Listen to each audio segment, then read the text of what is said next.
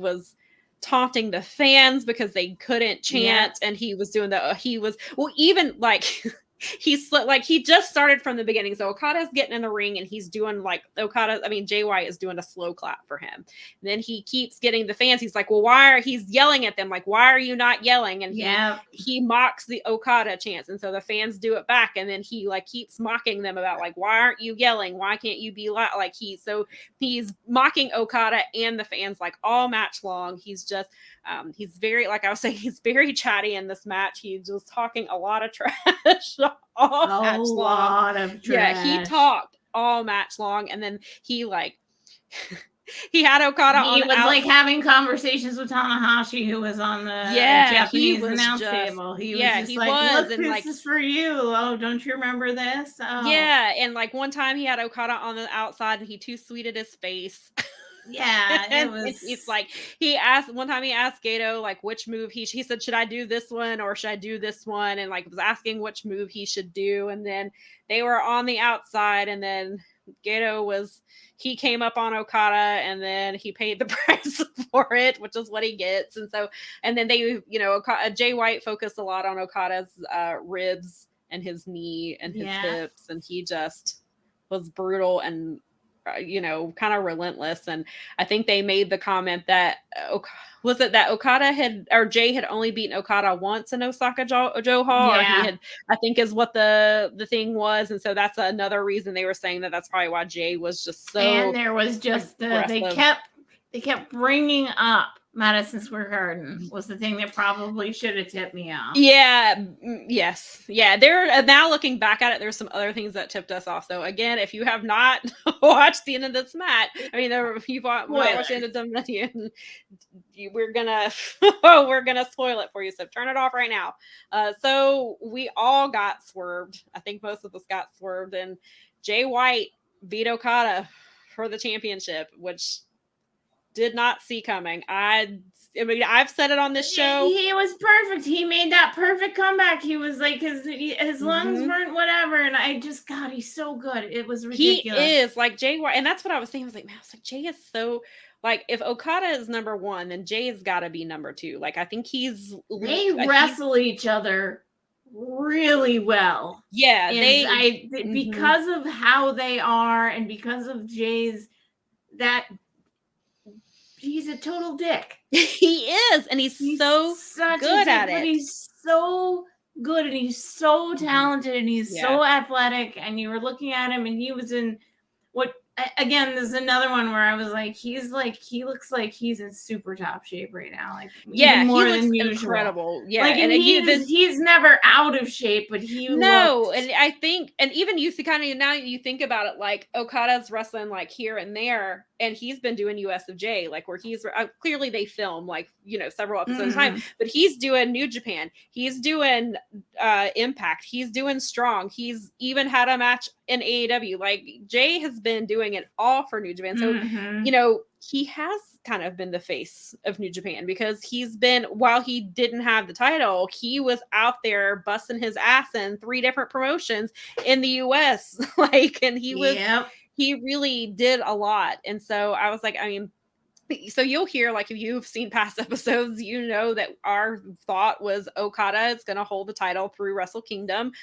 It's the 50th year anniversary. He's their guy. He's the guy that they, want to be the face of their company. The fans love him. He's clearly one of the best wrestlers in the world. Some will say he is the best wrestler in the world. He's like one of the greatest of all time. Yeah, and so Okada he's the guy, and so you kind of think that this is where they're going, and so I was really, and it's funny now. I got to go back and say that this tweet didn't age well, because I tweeted on Wednesday, because they were like, why aren't they saying, because they were talking about the Okada, because it was when Hangman came out, and then I was like answering Okada or saying that he wanted Okada, and then Adam Cole comes out, and I was like, what the hell are you doing out here? Mind your business. And why do you have the Owen title with you? Like, that's not a title you defend. Like, why is it?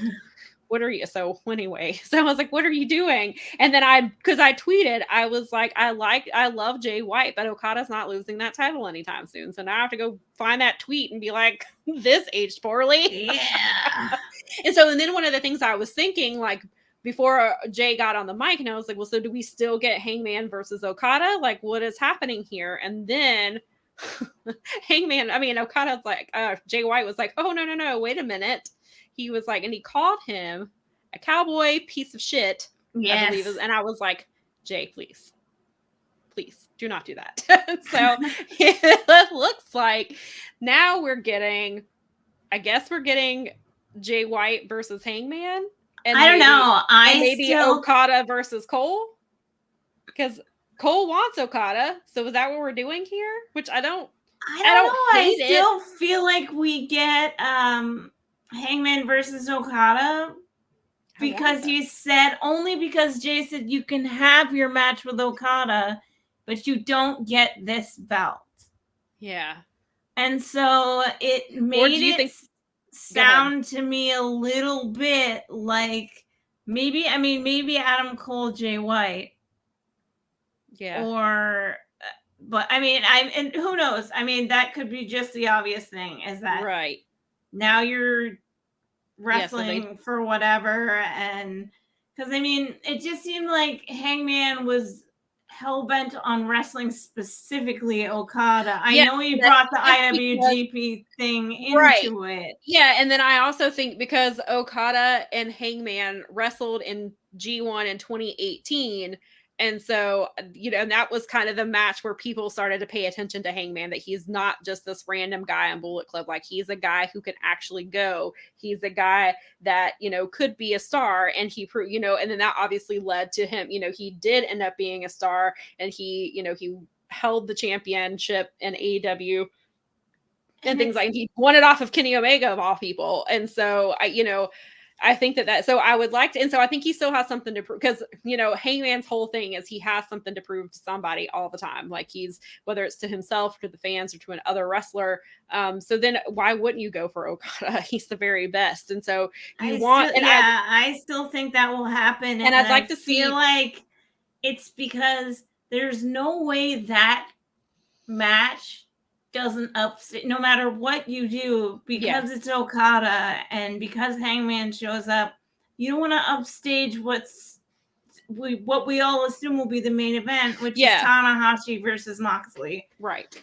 And there's no way to follow Okada for an IWGP heavyweight.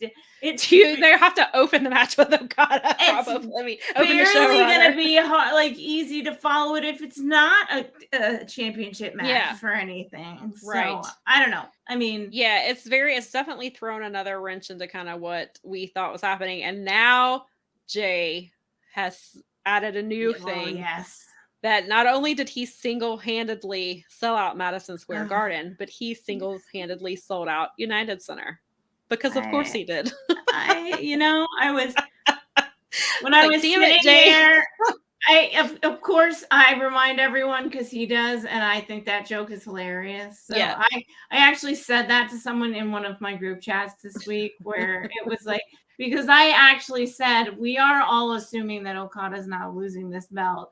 And we were all assuming that Okada I didn't think that man was going to lose that belt till at least Wrestle Kingdom. And I got an answer from someone. I was like, but he single-handedly sold out Madison Square Garden. And now he has single-handedly sold out the United Center. Good for him. It's wow. Yeah. It's amazing how he sells things out after they're sold out. Amazing. He is magic. He is. He's like, he can see the future, apparently. I love it. And there was also, I do want to make a quick, another thing Jay said was, because he's talking about how in 2016 he lost, and I guess that's the match he lost to Okada, and he told the fans that they are his family. And then, of course, he was like, are you still my family? And he was trying to get them to cheer. And they did. A lot of them did. He got the applause he wanted. And in the same part, he said he was the true belt collector. Interesting. So he planted the little seeds for Kenneth Omega, I believe. Oh God, that would be. I mean, there's so many. That was a little, and he looked dead into the camera when he said it. So that was clearly a message for Mr. Omega. Of course, we've said many times